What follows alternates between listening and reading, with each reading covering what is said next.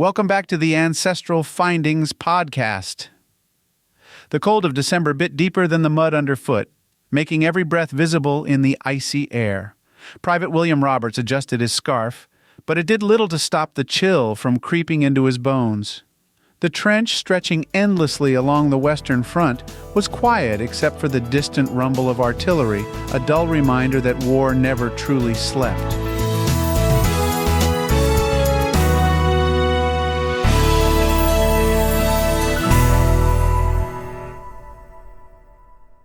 It was Christmas Eve, but there was no comfort in the thought. Christmas, once a time for warmth and family, now felt like a relic of another life. William tried not to think of Mary, his fiancée back home in London, or the small flat they had planned to move into after the war. It hurt too much. "You look miles away," said Corporal James Turner, his voice gruff but not unkind. "Just thinking," William replied, offering a weak smile. The truth was he was thinking of home, of Christmases past when he and his family had gathered around the fire, singing carols and exchanging gifts. Those memories felt impossibly distant now. The night wore on, cold and uneventful, until something broke the stillness. A sound, faint at first, floated across no man's land. William paused, his head tilting as he tried to make sense of it. "What's that?" James muttered, his brow furrowed. The sound grew clearer, unmistakable now.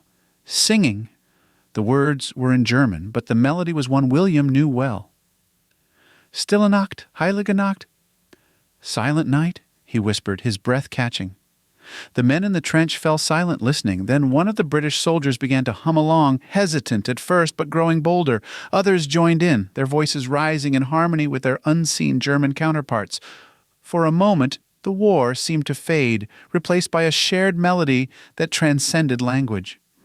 When the singing stopped, the stillness returned. Then, from the German trenches, a voice called out, "English Merry Christmas!" William froze, his pulse quickening. Was this a trick? Another voice shouted back, this time from the British side, "Merry Christmas!"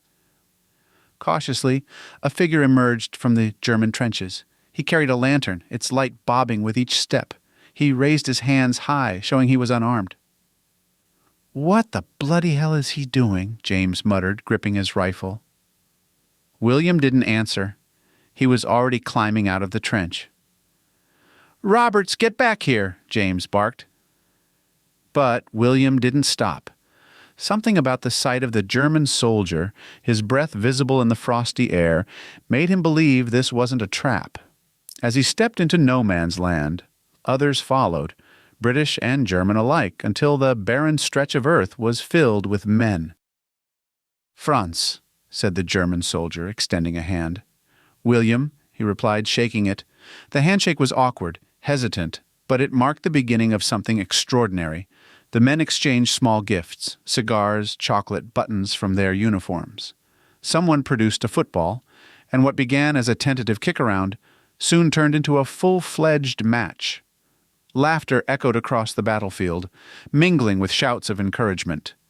William found himself running alongside Franz, the two of them grinning like schoolboys. "You play well," Franz said, his accent thick but his meaning clear. "Not as well as you," William replied, panting. The game ended in a draw, though no one cared about the score. The men returned to their makeshift gathering, sharing stories and songs. Franz spoke of his wife and children in Cologne, his voice tinged with both pride and longing. William listened, nodding along, though he couldn't help but think of Mary. "You miss her," Franz said, his gaze soft. William nodded. "Every day." The night stretched on, and for a few precious hours there were no sides, no uniforms, only men connected by their shared humanity. But as dawn approached, the mood shifted. Orders were orders, and the war could not be paused indefinitely. The men shook hands, their goodbyes heavy with the weight of what lay ahead. As William climbed back into his trench, he turned for one last look at Franz. Their eyes met, and for a moment no words were needed. The first shots of Christmas morning shattered the fragile peace. Years later, William sat by the fire, the warmth soothing his old bones. His grandchildren gathered around him, their faces alight with curiosity. "Tell us about the war, Grandpa," one of them said. He hesitated. How could he explain the horrors he had seen, the friends he had lost? But then he thought of that night, of the singing, the football, and Franz. There was one night, he began slowly, when we weren't soldiers, just men, sharing Christmas under the same sky. The room fell silent as he told the story, his voice steady but tinged with emotion. He spoke of the songs, the gifts, the game. He told them about Franz and the brief moment of peace that still shone brightly in his memory, even after all these years. When he finished, the children were quiet, their expressions thoughtful. "Did you ever see Franz again?" one of them asked.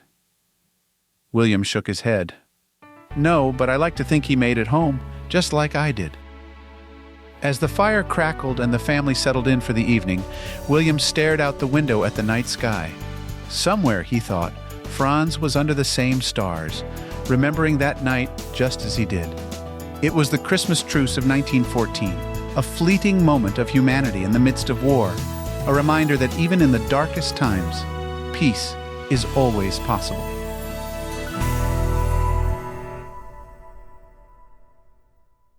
Thanks for spending time with me on the Ancestral Findings podcast.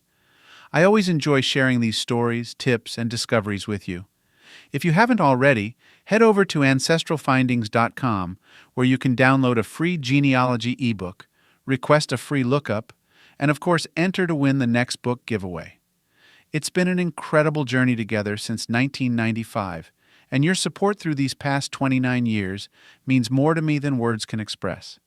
I'm so grateful for this wonderful community of genealogy enthusiasts who continue to inspire me every day. Keep up the great work on your family history research, and may your next find be as exciting as your first. Thank you again for being part of this journey, and as always, happy searching.